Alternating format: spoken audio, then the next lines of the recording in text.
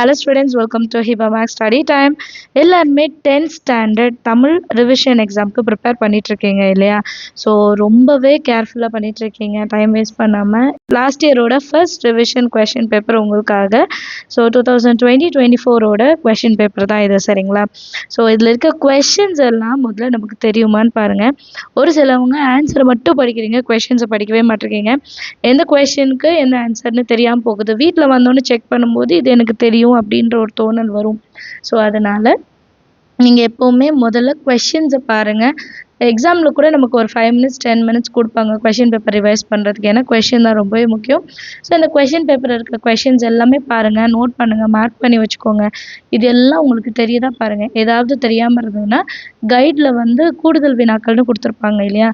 So அந்த மாதிரி கொஷின்ஸ்லேயும் இது இருக்கா அப்படின்னு செக் பண்ணுங்கள். ஏன்னா எப்போவுமே நம்ம புக் பேக் மட்டும் தான் பார்ப்போம். தமிழுக்கு நிறைய பேர் கைடை வந்து யூஸ் பண்ணுவீங்க. ஸோ அந்த தமிழ் கைடில் வந்து எக்ஸ்ட்ரா கொஷின்ஸ் இருக்கும், அடிஷ்னல் கொஷின்ஸ் இருக்கும். அதுலேயுமே பாருங்கள், அதுலேயுமே இந்த மாதிரி கொஷின்ஸ் கொடுத்துருக்காங்களா அப்படின்றத செக் பண்ணி பாருங்கள். ஈச் கொஷின் ரொம்ப இம்பார்ட்டன்ஸ் கொடுத்து படிங்க, சரிங்களா?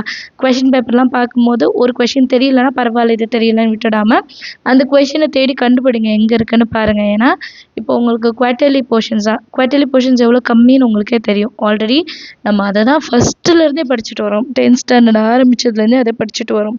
ஸோ அதில் வந்து நமக்கு தெரியாமல் இருக்கிறதுக்கு கம்மி வாய்ப்பு தான் இருக்குது. ஸோ டைம் நல்ல டைம் இருக்குது, நல்லா யூட்டிலைஸ் பண்ணிக்கோங்க.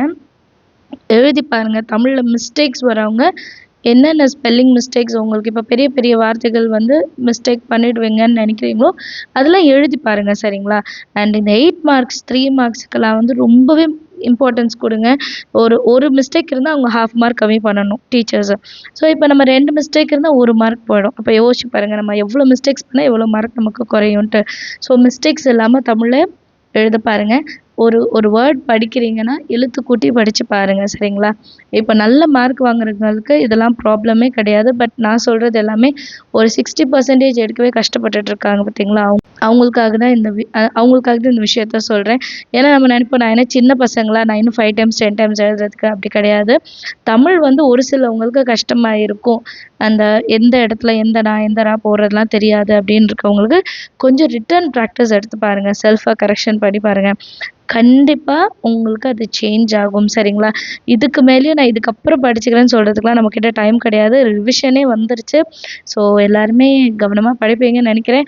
வேறு ஏதாவது டவுட் இருந்தாலும் கமெண்ட் செக்ஷனில் கேளுங்க. All the very best. நல்லா அட்டென்ட் பண்ணுங்கள்.